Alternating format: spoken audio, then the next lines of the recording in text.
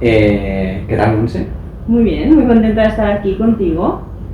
Bueno, para quien no lo sepa, te dedicas a... Bueno, a cambiar un poquito la vida de las personas que tienen problemas de tiroides. Vale. Y para un profano en la materia, para alguien que no sepa absolutamente nada, problemas de tiroides, evidentemente no es comer muchas tiroides. No. ¿Qué sería?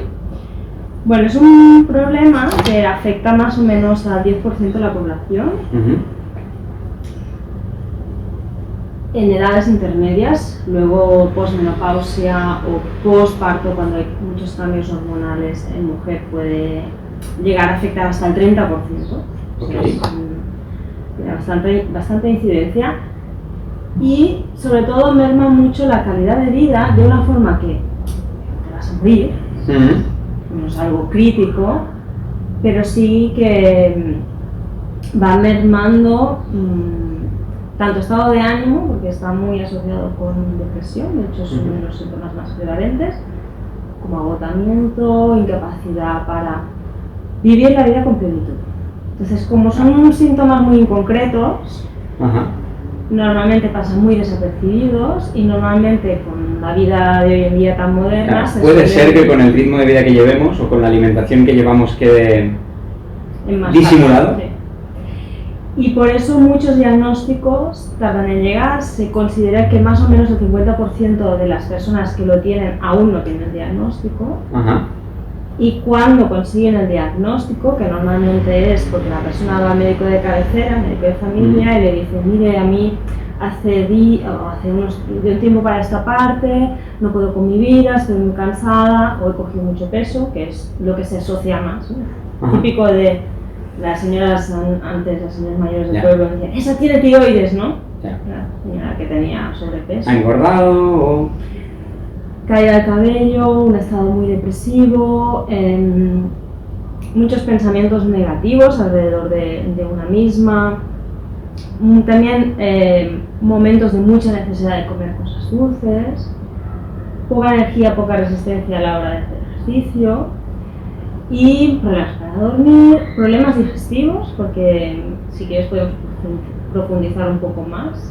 La raíz muchas veces de por qué detonan estas enfermedades viene de un intestino muy trillado, muy cascado. Cuando digo problemas digestivos es problemas para asimilar los nutrientes. O sea que también va muy relacionado con qué comemos, cómo nos alimentamos y lo que hemos hecho antes. Exacto. Es decir, no es algo que llegue un día y de repente, sino si ya no llevamos una buena alimentación pre todos estos problemas, cuando llegan estos problemas, la adaptación al cuerpo es mucho peor. Aquí hay varias cosas muy interesantes que has dicho. Primero, hasta hace relativamente poco, lo que se creía es: esto es un tema genético, te ha tocado, ¿no? De hecho, a mí cuando me diagnostican, que yo me metía en esto para solucionar lo mío, en primera instancia. Primero mío. Y entonces en el camino la cagué muchas veces y acerté unas pocas. Y dije: bueno, con lo que he acertado voy a intentar explicárselo al médico, ¿no? Vale. Entonces, hay un componente genético. Es decir, tú para tener una enfermedad autoinmune de tiroides, que es la causa del 90% de los problemas de tiroides, el otro 10% es o que te hayan operado la tiroides, pero luego también es igual de importante que te cuides, o incluso más que no las personas que tienen tiroides, o puede ser porque algunas medicaciones tipo litio, que se da para el trastorno bipolar, también afecta mucho, otros componentes. Pero en general, en el mundo desarrollado, donde hay acceso suficiente al yodo, el 90% de las causas, la causa es la autoinmunidad. La autoinmunidad es el enemigo en casa. Es un sistema inmunitario diseñado para defenderte de las amenazas externas, que se desorienta y decide atacar la glándula con un mensaje que se retroalimenta. O sea, una cascada inflamatoria que se llama, que a más inflamación, mayor reacción y va a aumentar. ¿Sí? Sí. Entonces, también pregunta: los problemas, suena un poco raro, pero problemas mentales, ¿afectan a la enfermedad? Es decir, primero es el huevo o es la gallina. ¿Una depresión puede llevarte a un problema de tiroides? ¿O el problema de tiroides es el que siempre te lleva a la depresión? Es muy buena pregunta y eso mismo se lo hice a una amiga mía que es psiquiatra integrativa. Ajá. Entonces ella justamente trata con pacientes brotados, o sea, a ella le llegan con brote y en consulta privada trata más con pacientes de larga duración, ¿no? Okay. Entonces ella me dijo, mira, a mí cuando me entra un paciente con un diagnóstico de depresión, yo lo primero que miro son las tiroides. Porque en la mayoría de los casos diagnosticados como depresión, incluso medicados como con antidepresivos, ansiolíticos, pastillas para dormir, en la mayoría de los casos hay un componente tiroideo. Ajá. Esto se debe a que cuando la tiroides no funciona bien, todos los circuitos de los neurotransmisores están bastante alterados y en concreto hay un circuito muy relacionado con la hormona activa de la tiroides que cuando está, no hace falta que esté anulada, sino un poco rebajada su actividad, da mucho cuadro depresivo. Ajá. Entonces, cuando alguien tiene, o por ejemplo, las depresiones postparto, Ajá. una tercera parte de todas las mujeres que tienen bebés pasan por una tiroiditis autoinmune postparto. Que luego la mitad de las cuales consigue remitirla y encontrarse bien, y la otra mitad se queda con ese diagnóstico y tomando medicación para la tiroides el resto de su vida. Para su vida. Entonces, ¿qué es primero? Claro, yo no soy psiquiatra, pero esta amiga mía sí que me decía, yo siempre compruebo cuando hay alteraciones cómo está esa tiroides, y sí que en mi experiencia, yo he visto centenares de pacientes de hipotiroidismo, porque desde que empecé a ejercer, claro, por esas cosas del karma vital, solo me vienen pacientes con problemas de tiroides. Y a mí misma también me ha pasado de tener un cuadro de síntomas muy de la parte psicológica, porque el hipotiroidismo también puede dar parte más corporal, ¿no? De estar más, claro, con más kilos de más, con mucho cansancio. Cuesta más aceptarse uno mismo, sí. Me tengo que poner a hacer deporte, pero ya estoy cansado, bueno, problemas de este tipo. Mi pregunta siempre es porque a veces se ven los problemas mentales como mentales. Como que hay una parte que es el cuerpo, que vive en un mundo feliz y por el campo, y luego hay la parte mental que vive como aparte. Y un problema es esta visión, que al final una depresión tiene síntomas físicos, ¿no? Entonces, también para ver cuál es la diferencia y cómo llegamos a la conclusión de, bueno, quizá primero es que hay una depresión, esta depresión nos afecta a nuestros niveles químicos del cerebro y este problema llega a degenerar en un problema con la tiroides, o al revés, tengo un problema con la tiroides, etc. Pero, y aquí viene un poco la gracia de hablar contigo, que es, ¿y cómo lo solucionamos eso? O sea, ¿qué hacemos? Bueno, pues no es tan fácil o tan difícil como recuperar la coherencia evolutiva para lo que nosotros, como animales terrestres, diurnos, estamos diseñados. ¿Qué es? Ya lo sabes tú. Modernos, bastante, comer aceptablemente bien, sin pasarte en relación con lo que te mueve, que eso es extremadamente difícil, más en esta sociedad, ¿no? Que hay comida, desde mi punto de vista, hay una parte de la sociedad científica que no lo acepta, yo soy de las que sí. Hay una parte de los alimentos hoy día diseñados para generar adicción en torno a ese alimento, muy dulce, muy... Bueno, pues eso, hoy en día hay una parte que no lo acepta. Yo soy de las que he visto sufrir mucho a las pacientes por tener adicción a la comida, por estar pensando todo el día en el momento de cuando llegaré a casa me daré el atracón. Yo creo que también tenemos que aceptar que somos comedores sociales.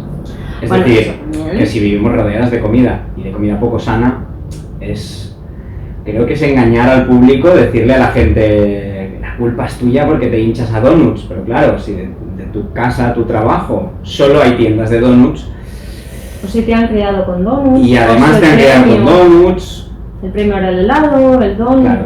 Algo que siempre hablamos cuando hacemos con la parte del ejercicio, que siempre les intento comunicar, es que vuestro background, de dónde venís, importa mucho cuánto tardarás en adaptarte a una actividad deportiva, un deporte. Nadie pasa de haber estado en estado vegetativo durante 20 años a ser un atleta profesional. No, esto no pasa así. Vaya, yo quería ser Hulk en 2 días. Con drop, no. No. Pero pasa con todo. Si nos criamos en un entorno en el que la gestión, esto ahora no me acuerdo exactamente dónde lo leí, pero hablaba de la relación que se hacía con el alcohol, de no relacionar el alcohol con fiesta, sino el alcohol con vamos a gestionar problemas emocionales. Y sociedades donde se hablaba abiertamente o se introducía esta idea en la cabeza incluso de niños de cómo se gestiona el estrés, copazo de whisky. Ese niño entendía que el estrés se gestiona así. Entonces, claro, una vez hemos puesto esa semilla, hacer entender a esa persona que el copazo de whisky no te cambia nada, desde tu punto de vista, desde mi punto de vista es muy fácil, claro. Pero desde su punto de vista no. Si sustituimos copazo de whisky por donuts, y vamos a poner donuts porque podemos poner magdalenas, es lo mismo. Sí, además hay mucha construcción social en torno al dulce, a la recompensa, al chantaje incluso de cómete la verdura que si no luego no tendrás el helado. Entonces, hay una parte, como te decía, de que no es, o sea, es tan fácil o tan difícil, las pautas que yo doy, como recuperar esa coherencia. Entonces, en la naturaleza no existe nada nutricionalmente tan dulce y grasiento además con grasas malas como la nocilla, ¿no? Claro. Entonces, sí que te puedes meter en un atracón de cualquier otra fruta, verdura, algo dulce, quizá a nivel de mucho dulce concentrado estaría la miel, pero tú imagínate en un contexto natural recolectar la miel y alimentarte de ese alimento tan rico no sería tan fácil. Bueno, genera una serie de problemas los cuales tendrías que solucionar para llegar a la miel. Aparte de que es un alimento bastante estacional. Entonces, las tribus donde sí que hay momentos en que se come ese alimento muy denso nutricionalmente, pues obviamente es un contexto saludable. Y luego hay el otro parte que te decía, somos animales terrestres, o sea, diseñados para movernos en la gravedad, y diurnos, que eso a veces se nos olvida. Claro. Es decir, cuando nuestro reloj interno, que modula muchas cosas, pero entre ellas esos centinelas que te decía del sistema inmunitario, que estén afinados, que no estén desorientados, hiperactivos, una parte cada vez más se está descubriendo que tiene que ver con dormir cuando toca, porque es de noche, y no porque tienes una pantalla delante que está engañando a tu cerebro, haciéndole creer que es mediodía. Bueno, en eso también hay algún estudio que habla de que las incidencias en cáncer, problemas hormonales varios en shift workers, o sea, trabajadores que van por turnos y trabajan durante mucho tiempo de noche, es más del doble que en la población común. Entonces, claro, al final hablamos siempre de lo mismo. Cuando entrenamos, que entrenamos normalmente descalzos o con zapatillas muy finitas, hablamos de esto. Vamos a entrenar de una forma lo más natural posible. Bueno, estamos un poco como separados del mundo natural, ¿no? Nos hemos desacoplado mucho de una genética que lleva miles de años, muy bien afinada y muy bien diseñada para un entorno que hoy en día casi no existe. Claro. Y si bien yo antes, o sea, claro, yo empecé como dietista, nutricionista, era muy de ponerle el foco excesivo en el tema de la alimentación, hoy en día, por lo que yo puedo ver en los casos, en la consulta, también los alumnos del método Reshape, que es un método diseñado para pacientes con hipotiroidismo que quieran aprender las causas de fondo y tener las pautas, le doy el mismo peso, igual a ejercicio físico, coherencia circadiana, que es eso del día y la noche, y gestión del estrés. Claro. Junto con la calidad del sueño, todo eso. Porque si no, si estas 4 patitas Por más que comas muy bien, si no mueves el culo... Bueno, al final, un gran quemador de estrés es el músculo. Si no movemos el músculo, es muy difícil quemar el estrés. Esto lo hablaba con muchos de mis clientes de entrenamiento personal, de que yo esto lo descubrí, antes trabajaba en una oficina. ¿Tú? Yo trabajaba en una oficina. Cosa, por Dios. No me lo puedo imaginar. Sí. Y una de las cosas que descubrí, esto lo descubrí un día, un poco a lo tonto, dejé de ir en moto a trabajar para ir en bici. La ruta era la misma, hacía unos 11, 12 kilómetros para ir. Era más joven y bastante temerario. Y me gusta ir muy rápido en bici, igual que en moto, por el medio de la ciudad. Uf. Cuando llegaba al trabajo en moto, yo llegaba cabreado. Muy cabreado. Y de hecho, estaba cabreado como las 3 primeras horas de trabajo. Alguien te cortaba, un coche se saltaba un stop, tenías que esquivarlo. Lo de siempre. Jungla urbana. Jungla urbana. En bici pasa lo mismo. De hecho, en bici casi es peor porque no tienes el motor para salir de alguna situación. Sí. Los coches aún te respetan un poco menos que en moto. La diferencia es que llegas cansado y no llegaba cabreado, llegaba feliz. Que es vehiculado ese estrés. Y empecé a desarrollar un poco esta idea de cuándo en el mundo natural tú estás estresado. Siempre está asociado al movimiento. Siempre está asociado al movimiento, exacto. O sea, puede que estés estresado porque no hay comida, pero la consecuencia, directa es que tienes que empezar a moverte. O sea, no es, estoy en una cueva y, bueno, hace buen día hoy, tengo hambre. ¿Qué voy a hacer? ¿Qué drama? No, me empiezo a mover y me muevo. Entonces siempre el estrés va relacionado al movimiento. ¿Qué me pasaba en moto? Que sí que me movía, pero me movía quieto. Me movía igual que en moto. Sí. Claro, si ahí solo le cambio la comida, yo en ese momento seguía alimentándome de forma decente, que esto también es, ahora hablaremos un poco de ello, alimentándome de forma decente, haciendo deporte, soy, lo sabes, corredor de larga distancia y escalador, y en esa época no era escalador, no escalaba tanto, pero seguía corriendo de larga distancia y hacía muchísimo deporte. ¿Qué pasaba para no poder generar estrés? El único pilar al final era cuál era mi rutina diaria, que es lo que yo hacía. El cambio fue espectacular. Y el cambio es espectacular. Y el cambio es espectacular, que parece una tontería. Cuando hay hipotiroidismo, que hay mucho agotamiento, si consigues que la persona haga unas rutinas, aunque sean cortitas, pero que sean eficientes, que sean supervisadas, que sean realmente rutinas, que haya adherencia, la forma como esa persona escala a nivel de beneficio de salud es brutal.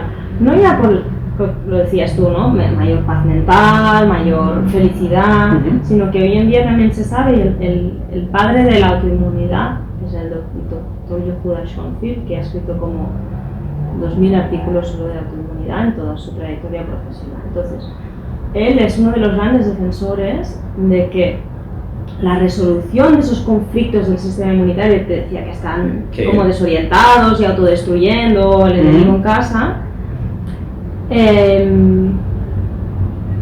un componente muy importante cuando se hace ejercicio físico, que es que tú generas una cascada inflamatoria, pero es suficientemente fisiológica, y después la resolución de esa cascada inflamatoria local en los músculos va a dar lugar a una resolución también de esa cascada autoinmune. Por lo tanto, él, incluso en enfermedades autoinmunes que cursan con muchísimo dolor articular, como una artritis reumatoidea, o cuando hay un componente incluso de sistema neurológico como la esclerosis múltiples, etc., él recomienda hacer ejercicio físico como una de las principales prescripciones, precisamente para que haya esa cascada de resolución de ese conflicto ahí incrustado que tienes en tu sistema inmunitario. Entonces, lo que sí también es verdad, y eso vale la pena decirlo, que el exceso, o por ejemplo el típico patrón que muchas veces se da en mensajes como más para el público femenino, que es mucha cardio, las sesiones de aeróbic, de spinning, natación, claro, correr, todo esto en algunos casos puede ser excesivamente agotador, claro, en un contexto donde las señales que está leyendo el cuerpo es vamos a ahorrar energía, pues mi cotidiano es así. Ya. Bueno, también, a ver, dentro del mundo del fitness, ya me lo he escuchado decir más de una vez, que el problema es que muchas veces no se ha buscado ni tan siquiera la salud, en absoluto, para nada. Y sí que es verdad que además, cada vez, por suerte es menos, pero nos encontramos con él, no quiero hacer pesas porque se me van a poner unos brazos y una espalda como si fuera un hombre, y que eso siempre me parece curioso, pero es una frase que es como si fuera un hombre. Como si un hombre que no hiciera hacer absolutamente nada de ejercicio tuviera una espalda muy ancha, que tampoco no sería el caso. Pero sí que es verdad que se dan estos mensajes de no, mejor el aeróbic es para chicas, sí, las pesas son para chicos, cosa que es, creo que ni uno ni el otro. Pero bueno, ahí estamos. Yo siempre soy partidaria de defender el ejercicio de fuerza en la mujer, ya lo sabes, porque además todo lo que sea en beneficio de mejorar e intentar ganar masa muscular nos va a ayudar en esa resolución inflamatoria, porque el músculo es el que aguanta el hueso, el que nos protege cuando vamos ganando años y perdiendo, o sea, empezando a tener problemas óseos. Porque además esa ligera subida de testosterona, que nunca podrá llegar a ser la de un hombre, o sea, nosotras tenemos muchísimas veces menos que vosotros, va a ayudarnos a que anímicamente estemos mejor, a que tengamos mayor resistencia, y también a nivel hormonal ofrece una protección muy importante. Entonces, yo creo que una combinación como la que hace Elena Rondeterra, que por eso soy clienta vuestra, ahí estamos, ejercicio funcional para que funciones. Esa es la idea. Bueno, como muchas veces he comentado, que para mí la idea de fitness es que mañana tus amigos amigas amigos y amigas te digan, nos vamos a hacer una excursión me da igual, una montaña. Nos vamos a hacer una vía ferrata, nos vamos a jugar a tenis, y tú digas, vale. Y no te ahogues. Y no te mueras, porque a ver, todo el mundo puede decir vale, pero que puedas salir del coche y no morirte.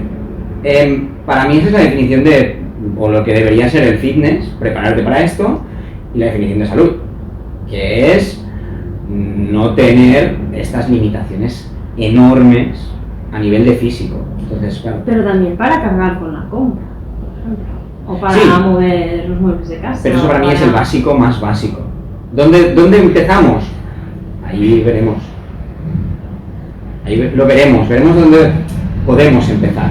Evidentemente, yo vuelvo siempre a lo mismo, que es que nadie se crea que he estado en estado vegetativo durante 30 años y ahora, mañana voy a poder hacer, pues esto, me voy a correr 200 kilómetros porque mis amigos, no va tan así. Pero sí que el objetivo es un poco el objetivo. Sí. Es, bueno, podría hacer un poco de todo y moverme un poco bien y jugar un poco a tenis y jugar un poco a fútbol y jugar a moverme por la montaña. Que después habrá más cosas, puede ser, pero el objetivo debe ser este. Y en incluye la compra, incluye subir escaleras, incluye cargar con un niño, incluye lo que sería nuestra vida un poco más normal. Exacto, el día a día, la de... Normal. Mañana voy caminando a trabajar. Evidentemente, si vives a 50 kilómetros no. Pero muchísima gente vive a 2 kilómetros de su casa y jamás se plantea mañana voy a ir andando a trabajar. Pues sabe que quizá llega andando a trabajar y no llega. Le han dado 3 infartos desde la puerta de su casa hasta la puerta del trabajo. Este sería un poco para mí el cambio que deberíamos generar en el mundo más de fitness. Sí, sería un cambio muy saludable. No estaría mal. Y ser funcionales en el sentido de que puedas hacer, o sea, lo que decías tú, puedas hacerlo todo. Porque por Sí. más que te guste un determinado deporte, no Sí. centrarte solo en eso. Porque en el mundo del fitness también hay mucho de eso. Ya. O sea, quien hace musculación, por ejemplo, hace solo eso. Ya. Luego pones a correr. El problema quizá está en... Y esta parte yo la relaciono más la explico mucho con el calzado, cuando hablo de calzado, que vivimos en un mundo que desgraciadamente es muy competitivo. Y muchas veces hemos basado el fitness también en competición. Es decir, hablamos de corredores. ¿Cómo puedo correr más rápido? ¿Cómo puedo ganar carreras? ¿Cómo... Es que supera tus marcas, supera tus límites. Bueno, quizá la respuesta a esta pregunta, ¿cómo lo consigo?, está mal, porque la pregunta está mal. Quizá debería ser, ¿cómo llego a los 70 y puedo seguir corriendo? Pero claro, cuando la pregunta ya no está bien hecha, culpar al público volvemos a culpar a la persona que está recibiendo estos inputs de lo importante es ser de tal tribu africana y correr el maratón en menos de 2 horas, eso es lo más. Pero que tú puedas seguir corriendo con 70 años con tu nieto, no, eso no es tan importante. Eso, bueno. Bueno, porque también es cómo está montada esta sociedad, ¿no? Ahí es donde voy. Esos símbolos, esas referencias. También en la alimentación hay también este enfoque muchas veces, ¿no? Sale la típica gurú que hace la dieta, llámase detox, llámase ceto, llámase lo que sea, sí. Y la abrazan como si fuera la super nueva religión que me va a solucionar todos los problemas, porque con quien me estoy comparando es con alguien que solo me está mostrando la parte buena. Bueno, unos blancos y unos negros muy marcados y... Entonces, claro, volviendo un poco a eso de la coherencia, de comer aceptablemente bien, que desde mi punto de vista, comer aceptablemente bien ahí está. Es también recuperar la coherencia genética. Es decir, se calcula que en el 95-96% de nuestra evolución hemos sido cazadores-recolectores. Y el cereal apareció hace 10.000 años, 5.000 años en Europa, entonces solo en los pocos últimos años de nuestra existencia hemos sido comedores de alimentos que no eran frescos, recolectados, cazados.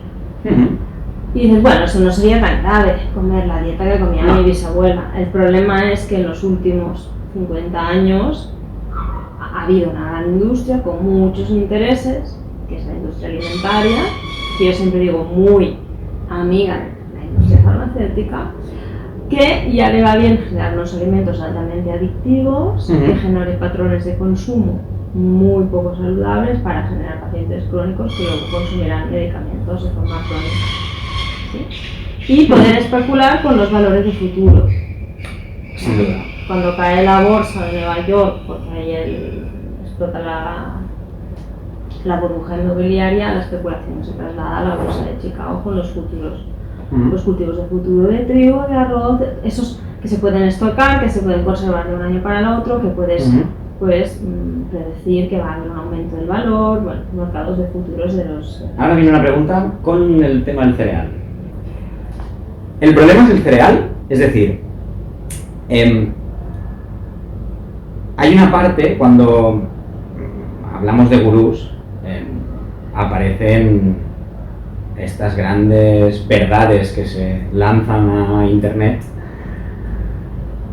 La leche es como fumar, los cereales son la muerte, no hay nada peor que comer cereales, es decir, casi es mejor esnifar cocaína que comerte un trozo de pan.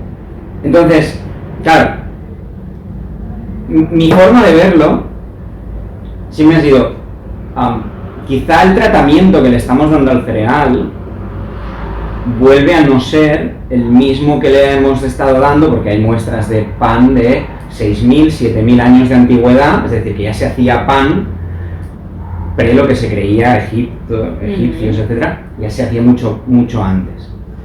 Si durante tanto tiempo, que yo sigo diciendo que durante tanto tiempo se ha consumido pan, y en esa época si te daban pan y te ibas a la batalla y te encontrabas mal, pupa en el estómago, no luchabas tan bien, a ver si dejo de darle pan, vaya, se encuentra mejor, pero eso no pasaba. Entonces, ¿qué ha cambiado con lo que hacemos con este cereal? Mi visión es que en general la gente no acaba de ver que consume solo cereal. Esa es una de las causas, y la otra es lo que te comentaba de la industria alimentaria. Es decir, ¿de qué tratamiento se hace de este cereal, no? No es un cereal como el de nuestros bisabuelos, que era un cereal pues, que se cultivaba sin tantísima intervención de insumos agroquímicos, de mucho herbicida, bueno, tampoco era un cereal que se refinase tanto, y luego con qué se mezcla, con grasas de mala calidad, muy refinadas, con azúcares refinados. O sea, el azúcar existe desde tiempos ancestrales, pero el refinamiento lo descubre, creo que es alguien que estaba en las batallas napoleónicas. Que al final es esta combinación de factores de solo me alimento de trigo mezclado con grasa y azúcar, eso es el 90% de mi alimentación. Claro, que no es intrínsecamente malo, o sea, porque luego se hacen extrapolaciones, ¿no? Y se puede llegar a decir barbaridades como que la fruta es mala porque tiene azúcar. Yo siempre digo que quien hable mal de la fruta es como si hablara mal de mi madre, porque no... A ver, si solo comes melón... Pero bueno, yo creo que poca gente solo come melón. Sí, pero yo vuelvo ahí, que mucha de esta gente que dice, no, porque he dejado el gluten, cuando hablan de he dejado el gluten, muchas veces, no todos, pero ves esta idea de he dejado el gluten, ves su alimentación pre-dejar el gluten, y cambias la palabra cereal por la palabra melón, y esa persona estaría muerta, porque se habría alimentado solo de melón el 90% de su alimentación. Entonces, claro, te alimentas del 90% de melón, además de que vas a comer melón muy malo durante gran parte del año, porque no va a ser de temporada. Pero aquí acabas de decir una cosa muy interesante, que es, la gente ha oído hablar de que el gluten es malo, y entonces se pasan a comer alimentos sin gluten, gluten free. Sí. Y algunas veces, las más... Bueno, cometen el error de solo comer comida, o sea, esto, bueno... Es pasar de comer algo con gluten, que quizá era aceptablemente bueno, como el pan del pan hecho en casa, con masa madre, por ejemplo. Pan hecho a alimento ultraprocesado gluten free, que es mierda gluten free. Y de hecho algunos de los estudios que dicen que la alimentación gluten free es mala para el corazón, las articulaciones, si miras el estudio, es sustituir un pan bueno con algo patatas fritas McCain, para llamarle algo. Entonces, yo creo que es un concepto que tú has dicho antes muy bien, primero de la cantidad, es decir, no puedes comer solo melón, no puedes comer solo me levanto, me tomo una pasta o un bocadillo, a media mañana otra pasta, para comer un plato de pasta, media tarde la magdalena y para cenar la pizza. O sea, si haces esto como si no hubiera mañana, es que no habrá mañana, porque vas a enfermar. Vas a tener un problema, además, no solo de inflamación, sino nutricional. Exacto. Entonces, ¿qué está ocurriendo aquí?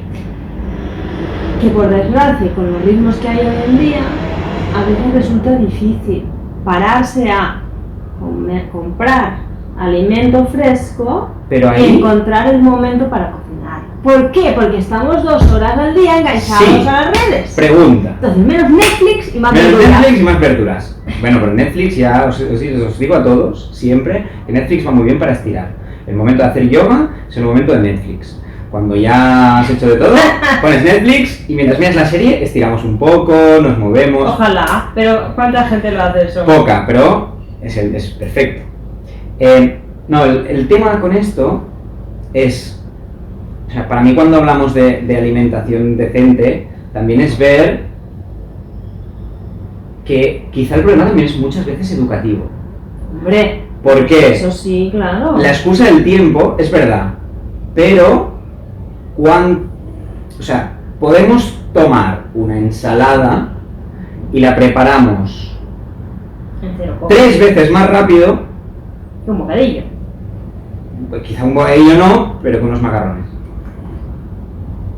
Pero es que ahí le has dado, ¿eh? En una de las grandes demandas del colectivo de dietistas nutricionistas es que haya educación nutricional en las escuelas, porque es una forma de dar poder y control sobre la salud a la ciudadanía, a niños y niñas desde pequeños. Quizá hemos perdido esa transmisión de padres a hijos. Es decir, yo sí sigo pensando que si tú comes como comía tu abuela, si tu abuela vivía en España, más o menos vas a tener una alimentación decente. Lo que pasa es que tienes que comer como comía tu abuela. O tu bisabuela. O tu bisabuela, depende del rango de edad, porque claro, posguerra quizá no, pero estamos hablando de que si tú comes como comía ella, no tendrás demasiados problemas. El problema quizá está en que tú piensas cómo comía mi abuela y piensas en lo que te preparaba tu abuela cuando tú ibas a verla. Claro, pero pasan de chocolate. Aquí está. Con un colacao. Porque tu abuela te veía una vez a la semana y te decía, bueno, vamos a darle algo que le guste al niño, un bollicao, a la niña, o un bollicao, o lo que sea. Claro, esto también hay que cambiarlo, porque es como comía ella, no como te daba de comer a ti. En cualquier caso, un poco de coherencia, de lógica y de formación en relación a que lo que tenemos que comer tiene que ser de la estación, saber qué frutas, verduras están en cada estación, que la mitad del plato tiene que ser verduras variadas, que tienes que ir rotando las fuentes de proteína, que es mejor un trozo de carne, un trozo de pescado fresco que no un ultraprocesado de carne o pescado, que también existen y tampoco son demasiado saludables. Hablar de pescado y hablar de varitas de pescado rebozadas. Los fingers estos de como de pescado, entonces, eso no es pescado. Claro, entonces volver un poco a esa coherencia de decir, eso yo lo puedo reconocer como que viene de la naturaleza. O lo han elaborado en una planta de procesamiento. Si viene de la naturaleza, estaré acertándola mucho mejor que no si es algo que está envasado, con muchos ingredientes, con cosas que no sé qué quieren significar. Eso no quiere decir que nunca vaya a poder comer. Bueno, no, claro. Tampoco. Es quizá no engañarse y decir que cuando hablamos, o les digo a mis clientes, el alcohol es malo, no les digo que no beban alcohol, les digo que el alcohol es malo. Aquí estamos hablando un poco de lo mismo, ¿no? Sería, bueno, hay cierta comida que no es buena, eso no quiere decir que no te la puedes comer. Quiere decir que cuando te la comas no piensas que te estás comiendo algo muy sano. Bueno, asúmelo. Claro, y que hay momentos sociales, bueno, pues que tiene cierta coherencia comer mal o comer guarro, o sea, si te vas a una barbacoa o te vas a una fiesta.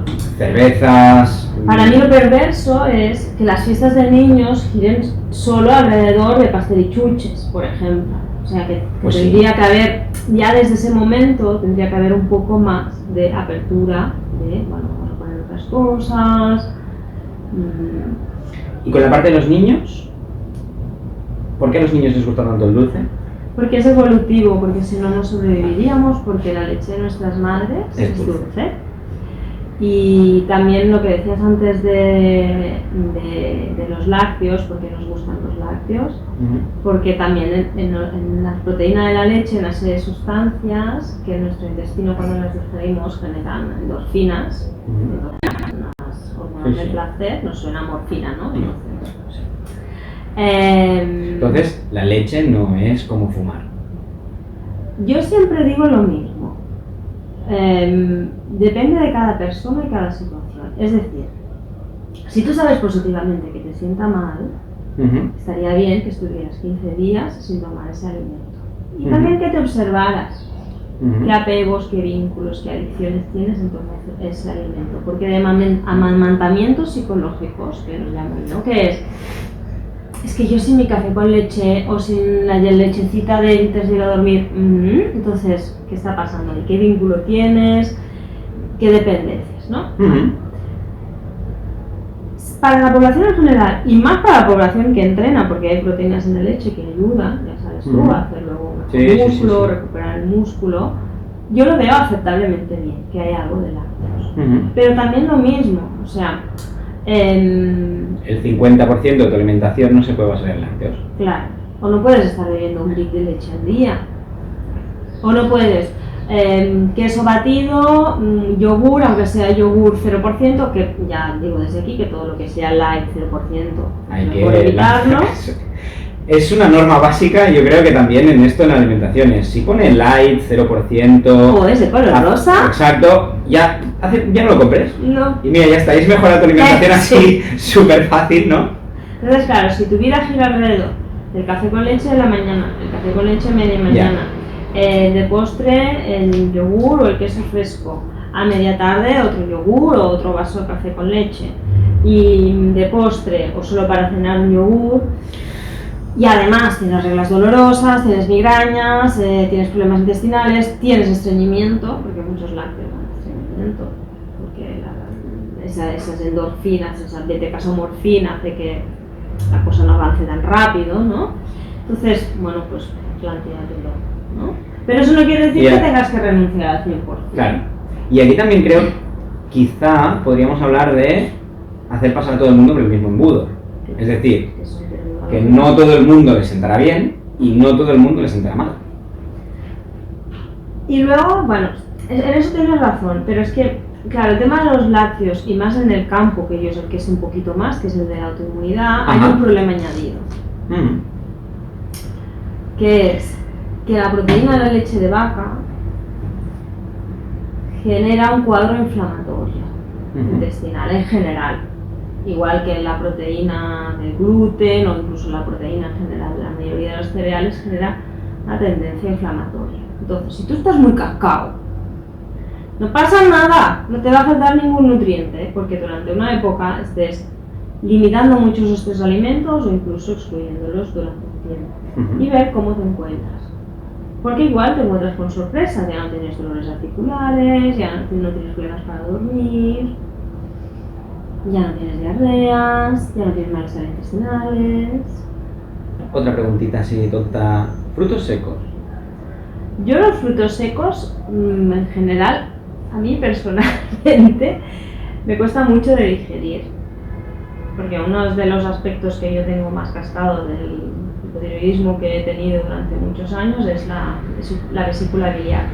Es una bolsita que está debajo del hígado, que deja ir la bilis, que a todos nos ha pasado una vez de vomitar mucho, que salga la bilis, es ese líquido amargo. Entonces ese líquido es como el fairy. Cuando llega una gotorra de grasa, hace gotitas más pequeñas, ¿sí? Y ayudan a la digestión. El hipotiroidismo es muy común que haya hipocloridia, es decir, poco ácido en el estómago, por lo tanto muchos problemas para digerir alimentos, que las digestiones se alarguen, problemas para digerir proteína y muchos problemas para digerir también las grasas, que la vesícula biliar normalmente pues está también bastante durmiendo la siesta. ¿Sí? Hay poca descarga de vesícula biliar, hay de bilis y cuesta digerir frutos secos. ¿Eso qué quiere decir? Que yo nunca como frutos secos, no. Pero yo la merienda típica del puñado de frutos secos no es una cosa que me apetezca, porque sé que me va a costar digerirla. Ya. Tengo pacientes que se pegan atracones. Tengo entendido que también generan muchísima inflamación. A ver, hay algunas teorías que lo que dicen es que como eso es una semilla... Ahí va un poco.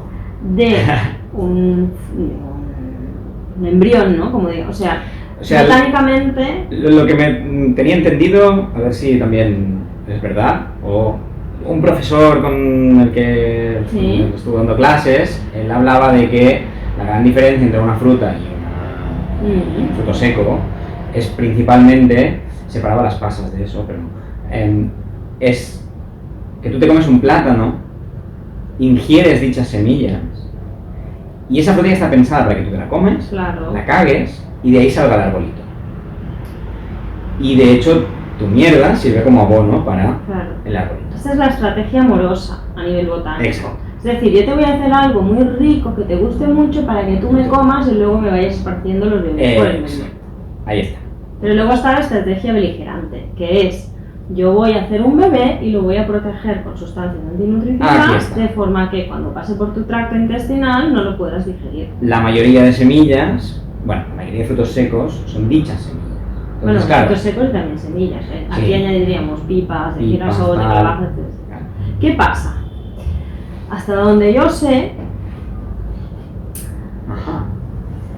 y piensa que yo vengo de épocas en que he tenido mucha ortorexia, ¿eh? O sea, Ajá. que mis reflexiones también han pasado por ese filtro personal de decir, no hace falta que nos demos tanto castigo con según qué, porque el problema quizás está en otro lado que no quieras mirar.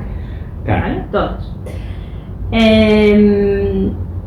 si la persona sabe, nota, siente que tiene un problema con ese tipo de alimentos, está bien. Siempre está bien hacer una exclusión, que se llama, durante una semanita, 15 días, no comes eso. ¿Sí? Ujú.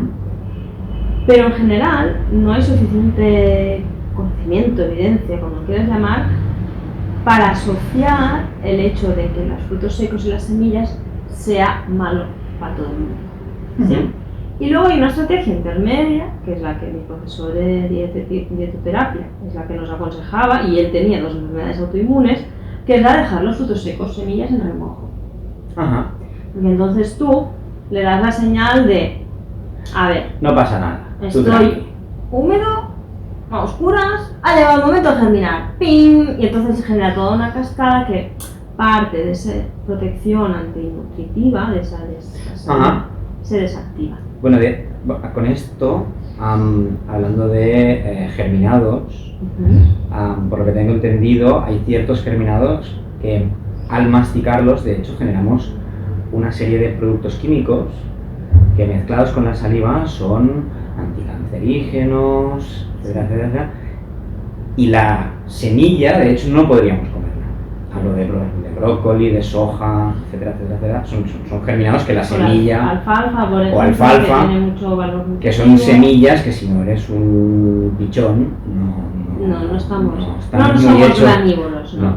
No serían lo mejor que podrías comer, pero una vez germinada, Sí. de hecho tiene muchos beneficios. Porque estás comiendo un embrión vivo Ajá. que ha desactivado esa capa protectora, porque él ha leído por las señales físico-químicas de ha llegado mi momento de ser planta, por fin. Entonces, claro, Por fin me voy a es convertir que en no planta. están diseñadas para que no las comas tú, No. están diseñadas para ser plantas. Soy una planta. Claro. Entonces, eso quiere decir que no puedes comer frutos secos si no los remojas, que tienes que dejar de comer. Yo antes era así, ahora ya no. Ahora digo, cuando me vienen con la historia de los frutos secos, Monse, sí, no sé, haces ejercicio físico. Ya, ¿Qué tal llevas el estrés? claro. ¿Cómo duermes? Quizá volvemos a la parte de un producto. Es decir, vivimos en una sociedad muy mercantil en la que es más fácil identificar al malo. Es decir, ¿cuál es mi problema? Es que compras pantalones. Si te pusieras faldas, no tendrías ese problema. Entonces nuestra cabeza funciona un poco como, ya lo tengo. Lo malo es ponerme pantalones. Ya está, he identificado al malo. Nos gusta mucho. Nos gusta mucho, es muy fácil. ¿Por qué? Porque elimino al malo y ya estoy comiendo bien. Pero claro, quizá cambiar todo tu paradigma de vida es un poco más difícil. Hay también, y eso también lo digo porque yo también lo he vivido, hay actitudes de superioridad, ¿sí? En el mundo de la nutrición. Actitudes de, si yo me restrinjo o me elimino de mi vida esos alimentos tan adictivos o que dan tanto placer inmediato, me coloco en un estamento moral superior, ¿sabes? Yo he podido mejorar mi enfermedad porque yo fui capaz de dejar de lado esto, lo otro, y la lista, como en el famoso AIP, el Autoimmune Protocol, es larguísima, genera mucho pensamiento obsesivo. genera que solo estés pensando todo el día en cómo vas a estructurarte para comer, que eso esté permitido o eso está prohibido, hablan en estos términos. Entonces, este pensamiento muy dual, ¿qué hace? Que psicológicamente tampoco es muy bueno. Claro, primero que te genera pensamientos muy obsesivos alrededor de la próxima comida, lo que voy a comer, lo que tengo que dejar fuera, la culpa, lo estoy haciendo mal, entonces si lo hago mal ya me pego el atracón.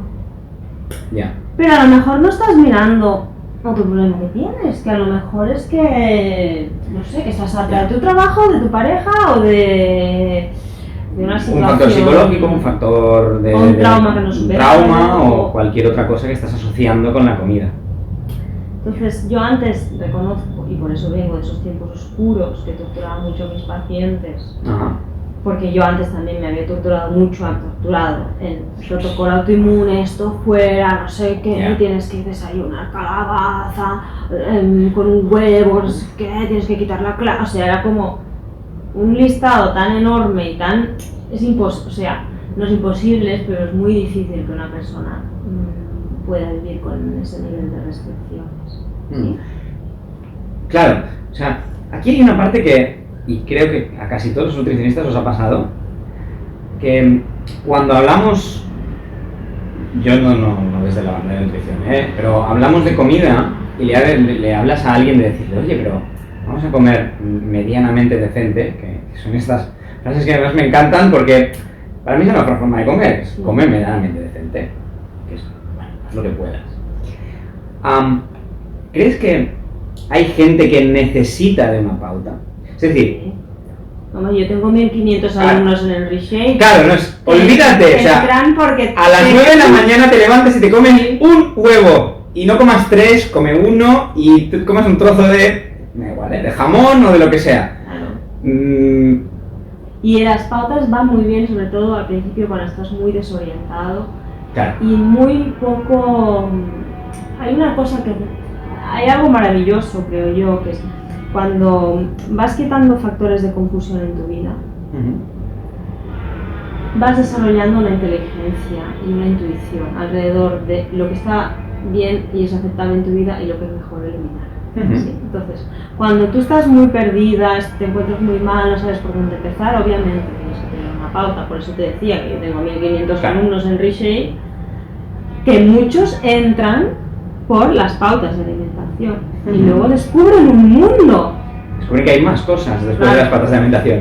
Pero sí que eso, como lo haces muchas veces al día, si le das la importancia que tiene en el contexto que debe tener, que es decir, no tienes que ser obsesivo, pero que sí que tiene que estar suficientemente cuidado, va a hacer que orgánicamente, a nivel fisiológico tuyo, tú te encuentres mejor y puedes hacer otros cambios en tu vida. ¿Sí? Entonces es como un...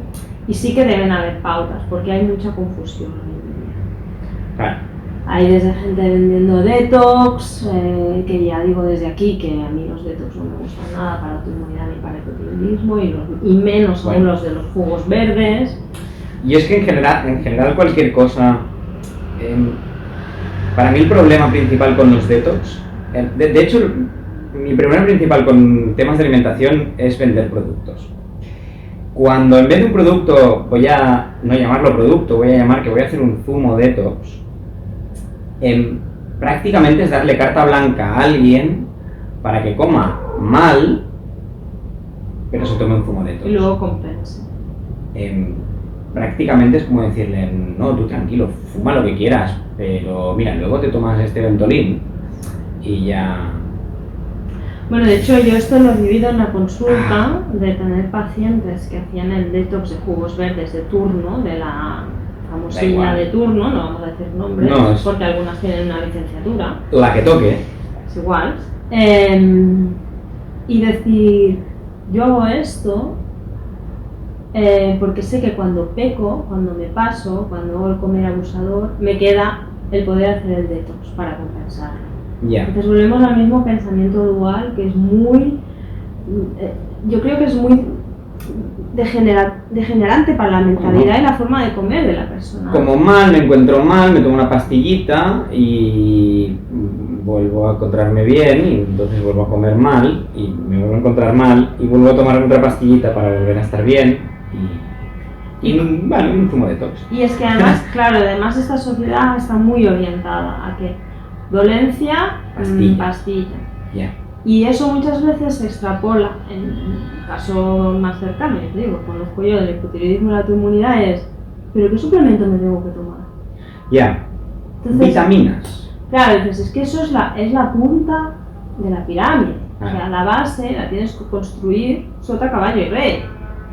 Cómo duermes, cómo te mueves, cómo comes y cómo descansas y cómo gestionas el estrés. Si como bocadillos cada día y me falta zinc, seguiré comiendo bocadillos y me tomaré una pastillita de zinc. No, ¿no? Poco sería esta la idea. Entonces, de buscadores y de foros donde se recetan listas enormes o incluso, bueno, hay gente que hace sí su práctica clínica, ¿no? Hay personas que le viene el paciente y le dan 20 suplementos. Claro, pero mira, yo aquí vuelvo a decir un poco algo que digo con el fitness y lo digo también con la alimentación. Cuando vamos a algún sitio, y me da igual cuál, y lo que te empiezan a vender son productos y no que hagas cosas, yo como cuando pone light, yo huiría. Tú sí, pero hay personas que se encuentran muy mal, que quiere ir al o la turno y que salen ahí con 500 euros en suplementación y 1000 euros en analíticas genéticas, de sin duda, biota, y seguro que lo de las analíticas, a ver, seguro que parte de razón tendrán. Para mí el problema de los productos es que no te obligan a cambiar de hábitos. Y el problema de no cambiar de hábitos sigue siendo el mismo. Volvemos a la parte de fuma cada día y cuando te ahogues toma Ventolin. Porque el Ventolin ya abrirá un poco la respiración y ya está, solucionado. Pero claro, eso no sigue sin ser una solución al problema, ¿no? El problema sigue siendo el mismo. A veces se acompañan estas pautas con una lista de alimentos a eliminar, ¿no? Entonces la persona aún está más perdida. Claro, yo es que siempre insisto en lo mismo, como no le demos coherencia a todo, o sea, como no hagas una revisión, a ver, voy a poner un poco filosófica. Las enfermedades autoinmunes no llegan por casualidad a las vidas de las personas. Ajá. Hay ciertamente un peso genético que se calcula que es alrededor del 25-30%, pero el resto tiene mucho que ver con el entorno, el contexto, el estilo de vida. Por lo tanto, sí que es condición... Tontería. Entonces, hay más mujeres que hombres con dichos problemas, también por eso, porque tenemos una estructuración de la sociedad en que el peso que se le da a la mujer seguramente a nivel psicológico es distinto al del hombre, y esto también a niveles hormonales también afecta mucho más. Bueno, me gusta mucho este debate feminista, podríamos seguir por aquí, pero es que además hay un debate bioquímico. O sea, la dominancia estrogénica en el cuerpo de la mujer, y sabes que estrógeno es una hormona predominantemente femenina, que tú también tienes, pero es en mucha menor cantidad, es una gran incentivadora del sistema inmunitario. Entonces, por eso hay también hay factores genéticos ligados al doble cromosoma X de la mujer, también oscilaciones hormonales que en la mujer son mucho más pronunciadas que en el hombre, no quiere decir que vosotros no tengáis, sino que son menos fluctuantes. Bueno, digo un poco ahí, que entonces, de hecho que no es solo el peso de la sociedad, es la bioquímica de la mujer junto a qué peso se le da dentro de la sociedad, su rol o cómo se ve ese rol y cómo se educa. Todo hace un cóctel que genera muchos más problemas de este estilo.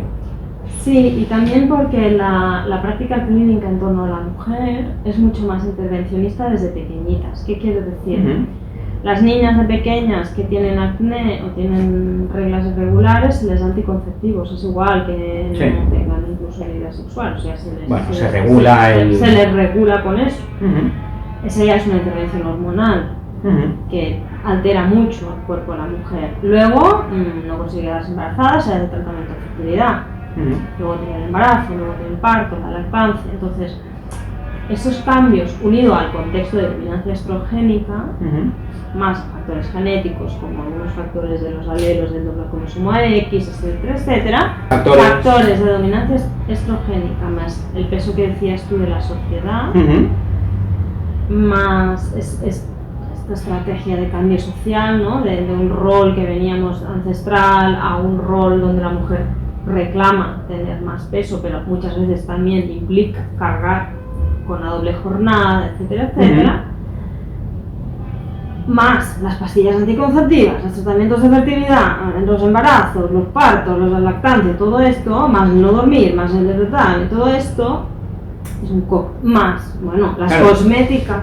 Bueno, no, es que tenemos aquí temas para Claro. Entonces, es un poco eso. Cuando hablo del rol de la sociedad, hablo precisamente de eso, que muchas veces no se tiene en cuenta que para muchas enfermedades hay un porcentaje muy elevado de mujeres.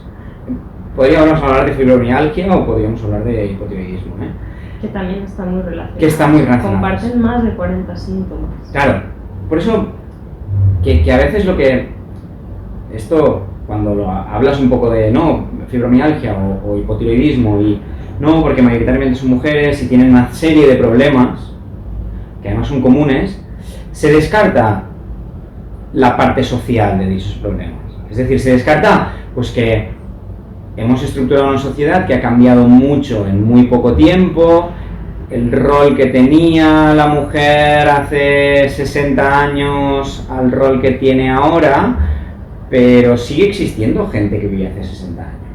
Y esta gente que vive hace 60 años con unos roles en la cabeza ha educado a las siguientes generaciones. Y eso al final, bueno, quieras o no, esto mezclado con la genética, las mujeres en general cuidáis más, tenéis un rol más de madre entre muchas comillas, y eso es genético, no es... Vivimos en una sociedad patriarcal que os obliga a... No, es evolutivo. Es evolutivo. Entonces, esto... Nuestra especie ha evolucionado porque había unos roles diversificados. ¿Qué ocurre? Que también está el tema de la susceptibilidad de los tóxicos. Que en la mujer hay mucha mayor susceptibilidad que los hombres. Los hombres son capaces de aguantar mayor carga tóxica. Entonces, cuando hay mucha más carga tóxica, se acaba detonando. Claro, venimos al final a lo de siempre. Somos una especie que desgraciadamente ha sido dual, hay unos roles distintos dentro de esto y al final, yo digo así, los hombres estamos hechos para rompernos. Vas a cazar y te caes y con un brazo roto puedes seguir corriendo. Eso sí, no nos hagas parir porque nos morimos de dolor, pero con un brazo roto y una pierna rota tú puedes seguir moviéndote y con la adrenalina por las nubes, pues bueno, sigues cazando porque evolutivamente ha sido así. Entonces negar esto tampoco... Lo que pasa es que también hay una visión muy paternalista en la forma como hasta hace poco, incluso ahora se está haciendo la medicina de la mujer. Ajá. En el sentido de que si tienes problemas de regla, te doy anticonceptivos. Si tienes malestares después de parir, esto es normal, es el baby blues. Si tienes hipotiroidismo, te he dado la medicación y te sigues quejando, es porque estás estresado. ¿Sí? De mucho infantilizar, inclusive ningunear el síntoma de la mujer. Cuando cada vez se sabe más que si la paciente refiere que no mejora con la medicación, es quizá porque no la está transformando a la forma activa que también podría ser, me pregunto, algo relacionado con el estigma del problema de problemas mentales. Claro, si mezclas las dos cosas, que es la patología femenina y el estigma de enfermedad mental, ¿no? La famosa histeria, ¿no? Que hasta hace bien poco pero incluso me refiero a... que el útero se te vaya a otro sitio y te quedas medio loca. Me refiero a problemas incluso cuando hablas de referencias a hay un dolor, tienes que ser como muy curoso cuando le dices a alguien, no, mira, es que tu dolor es mental. Esa persona, porque me ha pasado algunas veces, lo que está entendiendo cuando tú le dices, no, ese dolor es mental, es, perdona, pero yo no me lo estoy inventando. Y te das cuenta de que hay una construcción social detrás de esto que le está diciendo que cuando a alguien le dices, esto es mental, es, yo me lo invento. Es que yo estoy cansada y me encuentro mal y, bueno, es que esto podría ser un problema mental. No, que yo no me invento que estoy cansada. Si yo quiero hacer, y es no va por ahí. Mental quiere decir de tu cerebro. Claro, la gente que tu cerebro le pasa algo. Confunde el tema de la voluntad con las ganas de hacer, con el no poder hacer. Claro. Pero en general lo que yo he visto y también lo que yo he vivido en primera persona es que en estas patologías crónicas, que la mayor parte que las sufrimos somos las mujeres, hay mucho... Yo me acuerdo, no pasa nada. Una mujer endocrina que dejé de ir a la consulta porque me dijo un día, bueno, en confianza, claro, es que las hipotiroideas, ustedes unas histéricas. Le dije, bueno, es que estamos muy jodidas y nadie es capaz de ver que hay cuestiones de fondo que se tienen que Bueno, que puede ser una histérica, pero hay una cuestión de fondo. Entonces, claro, cuando alguien que está especializado en ese campo, que ve mucho paciente con ese perfil y su actitud frente al paciente no es te voy a escuchar y voy a ver por qué dolor tienes, ¿no? Sino es bueno, si que eso se da mucho. Claro, o sea, yo para mí el problema vuelve a ser a tratar a todo el mundo igual. Quizá tu paciente reacciona mejor a venga, espabila, tira, o al revés, escúchala o escúchalo. A ver, en general, entiende qué está pasando. Cuando un paciente que se está medicando y tiene unos resultados analíticos dentro del rango, pero dice que se encuentra mal, es primero, no le estás mirando todo lo que tendrías que mirar en la analítica, tendrías que hacer una analítica más completa para ver realmente si hay una base inflamatoria, y segundo, no le estás solucionando la madre del cordero, que es la inflamación. Provocada por esa reacción autoinmune del sistema de defensas que está atacando en lugar de proteger. ¿Sí? Sí. ¿Cómo se soluciona? Con todo lo que hemos comentado, ¿no? De recuperar esa salud. Pero esto normalmente no te lo dicen nunca en la consulta del médico. Lo que tú puedes hacer, yo creo que una de las claves del éxito del método Reshape es porque es devolverle el poder al paciente y decirle, vas a entender lo que te pasa, por qué te pasa, qué consecuencias tiene y lo que puedes hacer, que es muchísimo, además de hacer lo que te dice el médico. No es en lugar de, sino es además. Y eso da un subidón de decir, ¡guau! Es que me puedo ocupar y ser responsable. Que hay personas que no lo quieren. Bueno, sí. Pero quien quiere y lo implementa y nota el cambio, dice, claro, es que he cometido el error de dejar en manos de otra persona todo eso. La responsabilidad de que yo me encuentre bien, no sé qué, y en la práctica clínica el hipotiroidismo, al menos hasta hoy en día, es muy limitada al hecho de decir, bueno, mira, ¿sabes qué? Pues como tienes mucha glándula atrofiada, pues te la doy externamente y ya te tienes que encontrar bien. No va por aquí. Te la doy, y además hay muchas cosas que puedes hacer para que, sobre todo, ese cuadro inflamatorio de fondo disminuya y esa medicación haga el efecto correcto, incluso tu glándula pueda recuperar parte de esa funcionalidad. Yo he tomado tiroxien y hoy en día no necesito tomar medicación. Cuando eso muchas veces me han dicho que era imposible, que no puede ser, y muchas personas que están en Reshape están disminuyendo medicación, porque es que no es magia, es bajar ese cuadro inflamatorio producido por ese desajuste de todos los factores que hemos hablado hoy en la entrevista. Muy guay, perfecto, pues muchas gracias por venir. De nada, gracias por invitarme. Nos vemos mañana en el entreno. Nos vemos mañana entrenando. ¡Hala! Chao.